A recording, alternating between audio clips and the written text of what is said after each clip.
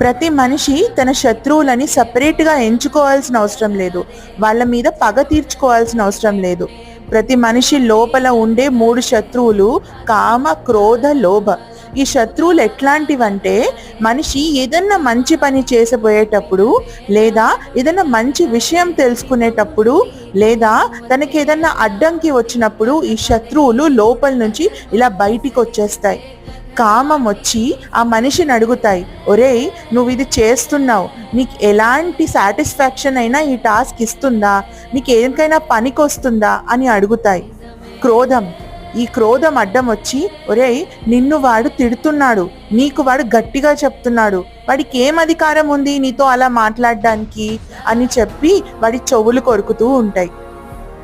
లోభం, లోభం ఏం అడుగుతుందంటే, నువ్వు ఈ పని చేయడం వల్ల నీకేమొస్తుంది, నీకేంటి అని అడుగుతుంది.